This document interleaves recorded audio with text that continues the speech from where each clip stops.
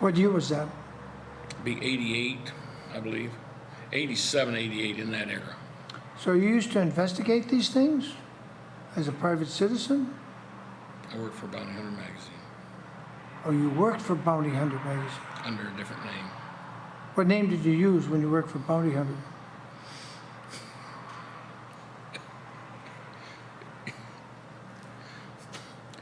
I don't know, because there's still some prosecutors that want that guy. Well, that was Roger Tanner from Ohio. As you can see, he stopped where we asked for his pseudonym for Bounty Hunter magazine. A former police officer whose father, he says, was also sheriff, is also here to validate part of Roger's story. Brad Bell, when did your law enforcement career start? And then quickly tell me how you became involved in this. My law enforcement career started in 1971, and I spent 30 years at the Sheriff's Department as a deputy sheriff most of that time. This particular incident happened in late 2000. I was working a midnight shift. I was a senior officer on duty, and I got a call to meet with the FBI at a trailer park on the east side of Findlay at about 4 in the morning, which was a little unusual. But I arrived and located the special agent in charge, and he was parked up by the pool house, and I said, "What's going on? What do you want?" And he informed me that they had a warrant for a highly dangerous individual, and they had deployed a FBI SWAT team around this individual's house, and they were watching it currently. And what they wanted me for was to initiate a stop when the individual left his house, and they presumed that would be about 6 o'clock in the morning. And we discussed the tactics, and he wanted me to just pull my cruiser out as the individual came down the road parallel and blocking so that they could initiate a takedown. And as we're sitting in my car, my cruiser, and he's telling me this, and I'm saying, here's the problem I have with this. You know, he told me who he was. It was Roger. And I said, do you want me just to go down and get Roger? It was this Roger, Yeah, Roger Tanner? Yeah, he said, we have a warrant for Roger Tanner. And I said, do you want me just to go get him? Because I can do that right now, you know. He won't be a problem. He said, oh, no, he's dangerous. He's dangerous. And he said he was really dangerous. And I said, well, here's the problem I have with your plan is that it's pretty obvious to me that you're going to kill him. And if I'm sitting in front of this and all this comes from behind, they're firing right at me. So I have a real problem with your plan. So here's what I'm going to do. I'll do anything you ask me to do. I said, are you going to be in my car? And he goes, yes. And I said, well, then how are you going to get out? And he kind of looked at me, and I said, I'm bailing. As soon as I pull out, I'll have my overhead lights on and pull in front of him, and hopefully he'll stop so you have enough room to get out. But I'm opening the driver's door, and I'm getting out of the way so that if they do open up on him, I'm not in the line of fire. And I said that in a half jest, but I was also concerned about what was going on. And how many FBI agents heard you say that? Well, Agent-in-chief was who? he had a tactical arrest SWAT team, so I'm going to say there probably was 7 or 8. And who was the one in charge? Do you remember his name? I don't remember his name, no. You know, I have no recollection of his name. And you were driving a county, A marked sheriff's cruiser, yes. marked sheriff cruiser. Right, and that's what they wanted. They wanted a marked unit. So it looked like just a traffic stop. Well, so that there was somebody of local jurisdiction. Right, that gave him jurisdiction. Right, You're the hook. And the question in the back of my mind is, we're in the city of Findlay limits. And why didn't they get a hold of the city police department? You know, it was kind of unusual, I thought, at the time, but I didn't think a whole lot about it. But At 4 a.m. and you didn't think a lot about it? well, I didn't think a lot about why they didn't call the police department. They didn't want the police department to have anything to do with this. Why not? I have no idea. Did they clear this with your sheriff? Yes, I think it was through a lieutenant, because I got an initial call from a lieutenant. Oh, you got a call from the lieutenant in lieutenant, charge that right. night. Well, no, he was home. They called him at home. He And he- wasn't working. and I he- was a senior officer on duty. And he validated to you that you should cooperate? Yes. Yeah, And we then cooperate. Who was the sheriff at the time? That would have been Mike Heldman? Sheriff Mike Hellman? Yeah. He's still the sheriff now. He's still the sheriff. Certainly. This was what year? Fall of 2000, late 2000. Okay, so we're talking pretty recently, like in the last 15 years. Why would they want Roger dead now? Well, you know, I just didn't like what appeared to be going on. So as we're sitting there, about an hour or two later, the agents deployed, start radio traffic. There's movement. He's coming out, and all of a sudden I hear abort. He's got a child with him. Abort. So they stood down. So their whole plan was basically no Canceled. longer a plan. Canceled. Because there was a child present in close proximity to Roger. And as I recall, the Roger came out and I still initiated the stop. I just blocked and he was just got out of the car in a less aggressive manner, I think. Who was the child, Roger? My son. Your son. How old was your son? Let's see, he's 20 now, so he would have been About 5? 4 or 5, yeah. 4 or 5. Just a beautiful little guy. And Roger still had no idea what this was about when he got out. Right.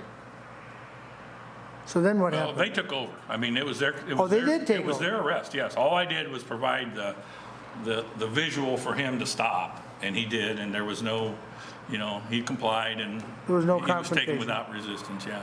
And did they handcuff him? Well, I'm sure they did. Or did you handcuff him? No, it was all of them. Handcuff, shackle, body shackle, everything. Did that appear to be necessary to you? Well, I know Roger. And at Okay. that time, you'd known him for 20 I years? known him long enough that I could have went up and knocked on the door and brought him out. But that was refused, so. So what did your son think at that time, Roger? He was crying.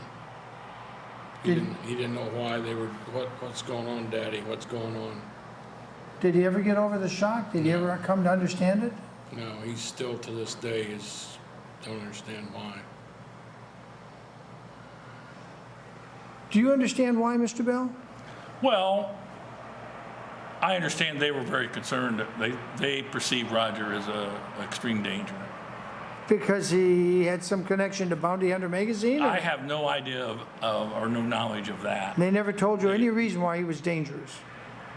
Just his past history and having weapons and stuff. Is it against the Constitution to own weapons? No, not legally, no. I mean, I thought there was still a Second Amendment in place in the year Certainly there is, 2000.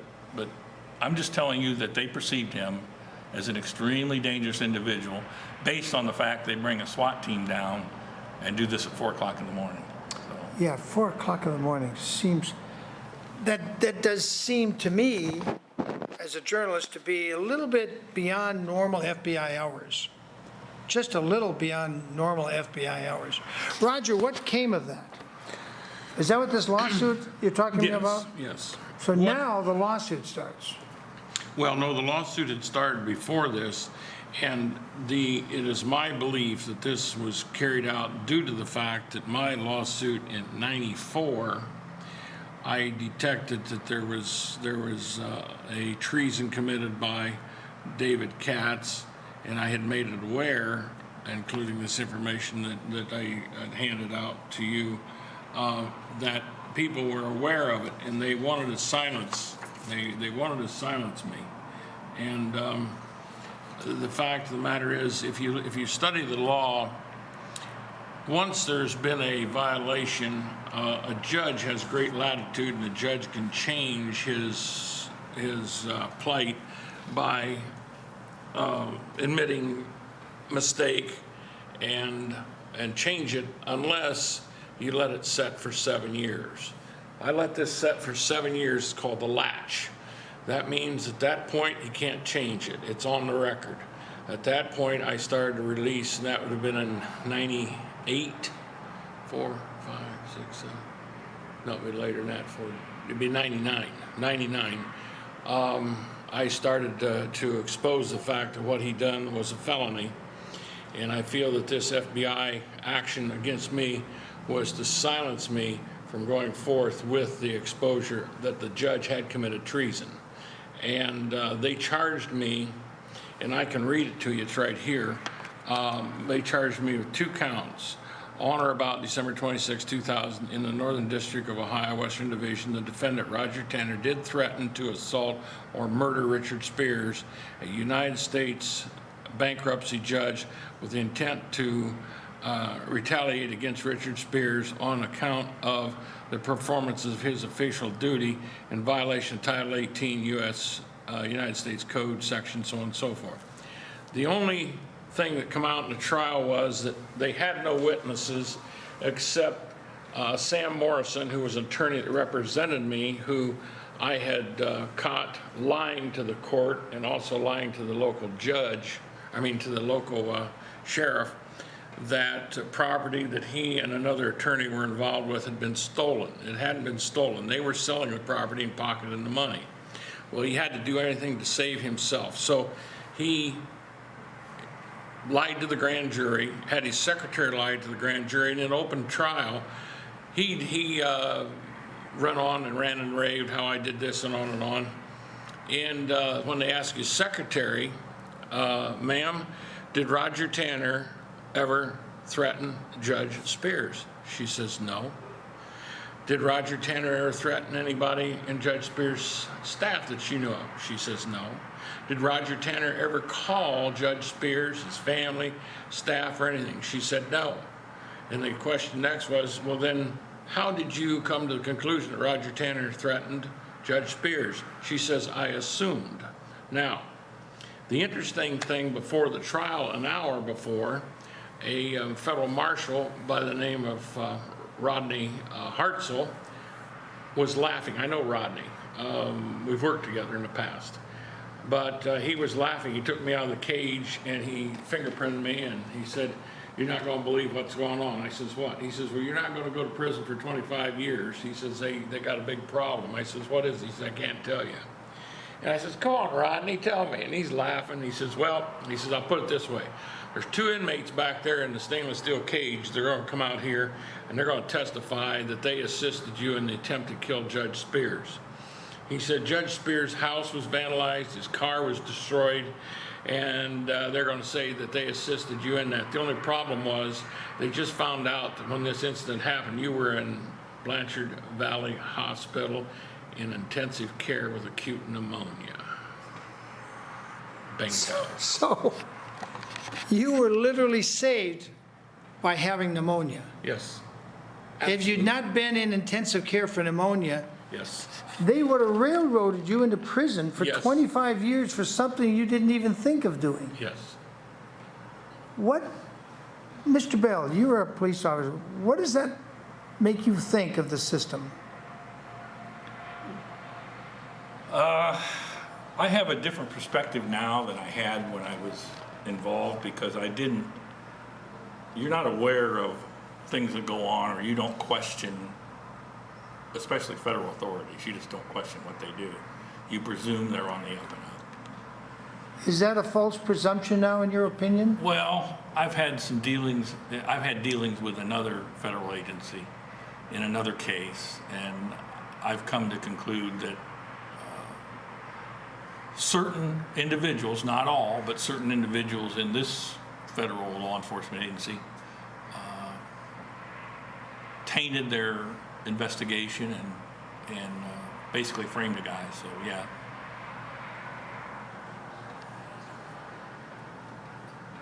So, Roger, what is your solution to get justice for what they did to you in front of your 5-year-old son? Well, I've filed suit, and it's there's been more and more numerous violations of law.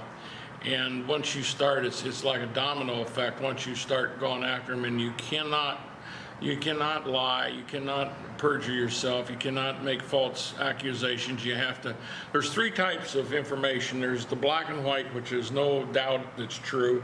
There's the gray, which is questionable, and then there's the black, which is totally can't prove it.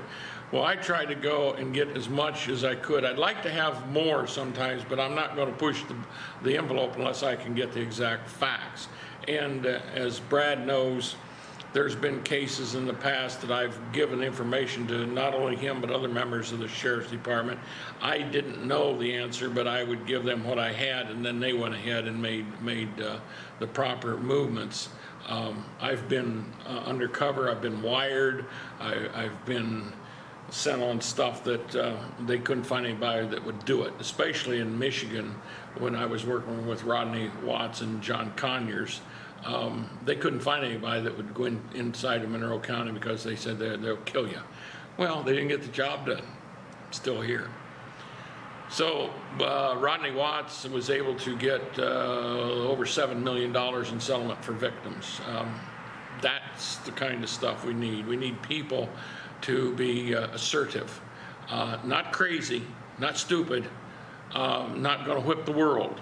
Just get the information and get it to a coordinator where that coordinator then can put it together. Our prosecutors have to be more in tune and not assume as much as they have. They are good people out there at all walks of life, and we have to deal with that. Everything that I've done to help the community, I've never asked for 1 cent. The largest EPA violation bust in Hancock County's history, which was over $100 million of the city of Findlay. I worked with U.S. Attorney Nash. His last name is Nash. I think it's. Anyways, he's in Chicago with the EPA, and they got the city had to force them to build a new sewer plant.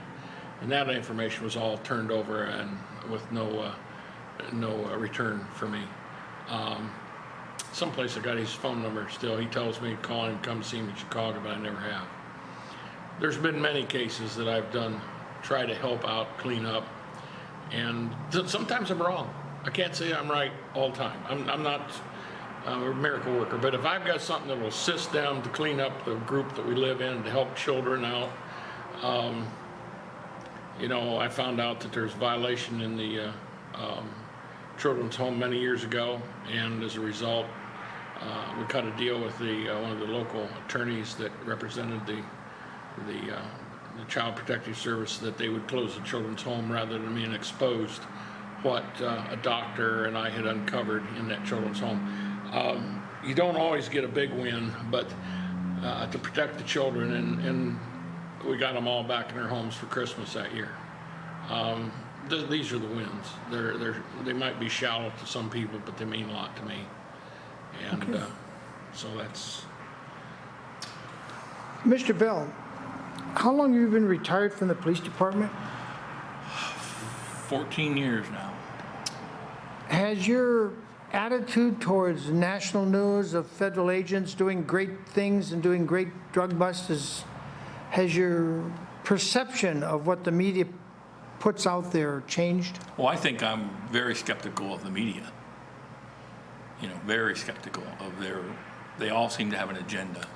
And when one has an agenda, then they tend to taint and how they report. And how they report it. Yeah. So I take everything pretty much with a grain of salt.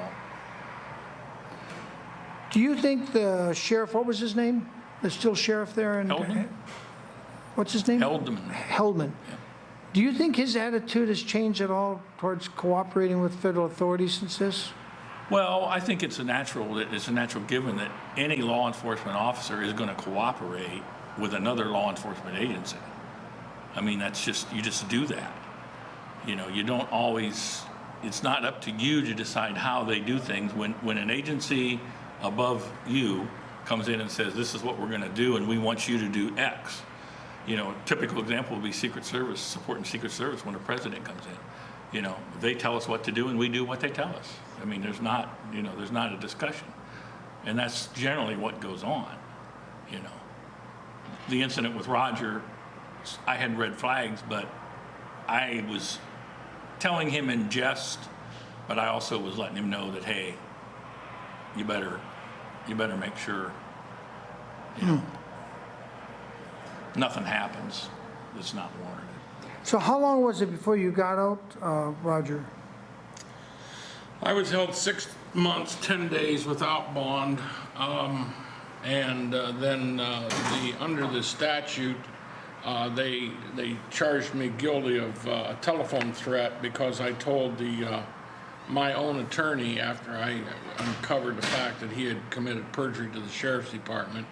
I told him he was on the hook and I was coming after him on his voicemail on his cell phone, and they charged me with a federal crime because it went across the state line, because Sprint recorder for the telephone was in Michigan and I was in Ohio, so they charged me with interstate communicating of a threat, being on the hook.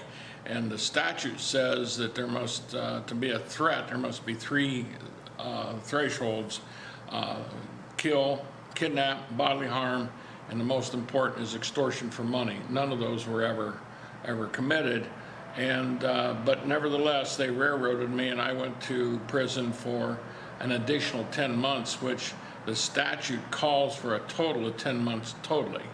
And I did 16 months, 10 days total in one of the worst prisons I have been told in the United States, which was Petersburg, Virginia. I had no contact with any of my family at all. And one of the sad things, and I want to get this out, once I was found that they were sentencing my son, who had a Arnold Stashik or whatever disease. What it is, his skull grows down in the back and cuts off the spinal fluids, and it can cause death from building pressure up in the brain. He was headed for surgery, and he asked the judge if he could, in writing, if his daddy could be there when he had the surgery, which would have been in like 6-7 days. He would give all his Christmas presents to other children if he could do that, and the judge denied it. Is this the same son you were holding when you came out of the Yes. house that morning? Yes. Yeah, he went through hell. Are you still married to his mother? No. So your marriage was one of the casualties of fighting these battles. Yeah.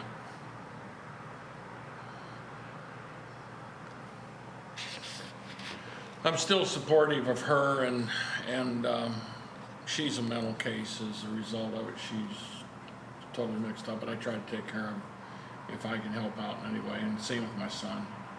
He's a great kid. Well, there you had kind of unusual interview, spontaneous here in Indiana. We're not in Ohio, where Roger springs from, and Brad Bell was a police officer in the sheriff's department. It's food for thought. And you look at the documents Roger's amassed here, and you have to think that the man has done everything as appropriately and as carefully, legally, lawfully as he could. And for that, they gave him 6 months plus another 10 months for something he said to his own attorney, which should have been covered under attorney-client privilege. I'm baffled, Roger, why they didn't, why the attorney-client privilege wasn't raised. Well, there's some other things. I had worked on, I guess you'd say, in the community. I worked for a law firm prior, when the first time I was arrested for a gun violation. I worked for a law firm in Detroit, Wayne and O'Connell, and I was a messenger, and I exposed to the local prosecutor in Hancock County that paperwork that I was filing for these attorneys was bogus. And the Courier did the story, which you've got, tells about I was the investigator on that, and I exposed it freely. I was under no pressure, no threat, nothing to myself, but I didn't think it was right for two attorneys to commit fraud and forgery to the court and be allowed to get away with it. I was also present when these two attorneys organized a bribe over the phone. I was on the extension and listened to them make the deal with the prosecutor at that time was Joe Niemeyer, and the judge was Richard Reinbold. Richard Reinbold passed away this last year, but Joe Niemeyer now, who was then a prosecutor, is now a judge. And he knows that I was there. He knows that that went on. And so there's been an ongoing effort to silence in any way, shape, or form that they could. The next thing was that later on, I had been tipped off that there were members of the Findlay Police Department that were using a German Shepherd dog having sex with a little girl, and we dug into that and found out it to be true, and they were developing the pictures at Taylor Photo in Findlay. And when that information came out, I already had somebody working undercover inside of Taylor Photo, which Randy Taylor did not recognize until it was too late. We had all the information. As a result of the pressure brought down, and I would give our information to the chief, which was at that time Dan Roudson, and he just about lost it. He was very upset. As a result of that, Mark Maston was indicted. He was an officer and indicted for, in fact, involved with pornography. An officer of what? Findlay, Ohio. What kind of an officer? Police officer. Oh, he's a sheriff deputy or No. city police? City police. This was all city police. And that's why the chief was really upset. This is one of his Well, own. his brother was involved. Oh, and his own brother was involved? Yeah. I had pictures of his brother coming out of Taylor Photo at like 15 to 8 in the morning. He'd show up at like 3, 4 o'clock, and they'd develop the pictures, and then he'd come out. And we had a source that was giving us that information. So I had inside sources. So that made you best friend of the chief of police? Oh, yeah. They over my lifetime, I've had two incidences with off-duty police officers, which both times they ended up in the hospital. No charges were ever filed. It was all hush-hush, kept under the rug. The last one, he almost died. Punctured his lung with one of his own ribs and busted him up pretty good. The first one broke his jaw. What year was that? Last one would have been, let's see, I would say 98, maybe 98, 99, in that area. He doesn't come to bother you anymore? No, I thought maybe I'd invite him to sit down with a cup of coffee, but he He would decline? his commander called me, wanted to know how many guys I used on him, and I said, and I didn't. He says, well, you're 14 years older than him, you're an old man, and he's our self-defense instructor. And I thought about it a little bit, and I says, well, it might be wise to get him some new training or get a different self-defense officer. So I was not pleased about the whole thing. Tim Graydon was the sheriff deputy that did the investigation on that, and Tim's an all right, straight up shooter as far as I'm concerned. I got no problem with Tim, but he was upset. He said that this guy's hurt real bad. I didn't start it. I just finished it. That's usually the best way, to be the guy that finishes it, not the guy that starts it. Well, Roger Tanner from Ohio, thank you very much for this interview, and thank you, Brad Bell, for showing up and putting in your perspective of what you observed. Do you ever, Mr. Bell, do you ever think of giving police officers just maybe a word to the wise, to be careful when trusting federal agents? Does it ever cross your mind to just Well, warn I them? don't know how you can't become paranoid, as a police officer. You can't be paranoid about the people you work with and the other agencies you work with. So you have to have some degree of trust. But if it gets to the point, and this incident was basically a routine arrest, from the standpoint of he was taken into custody, nobody was hurt. So, it wasn't like some of the things happening today that are not necessarily federal, but just police officers seem to be quick on the trigger. Yeah. And you just have to make sure you're doing it right. One comment I've got, I don't know what the answer is, but I'll make the comment of a true fact that one of the cases I worked with Jim Harpin, Channel 13 News, there was a period of time where many women had been executed or killed or whatever you want to say in the Stony Ridge area, which is a truck stop area, a lot of gas stations or filling stations for trucks, and they were all alleged that they were prostitutes, this and that, and through some family members, these girls were not. One girl was Genoa. Several months later, Whose daughter disappeared? Debbie Vine was the daughter. I don't remember his first name, but he was a officer of the bank. Okay. And I was introduced to the FBI agent that worked on that by an individual by the name of Bill Murray.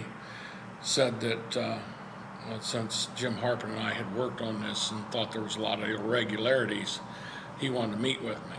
And the irregularity that I had brought out to Channel 13 News was that the head investigator for the Genoa Police Department on this case was a guy by the name of Ronald Doyle Spitzer.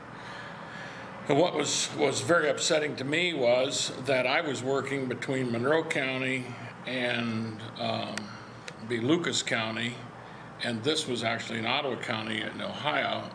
Monroe County was Michigan, just north of Toledo, Lucas County, and then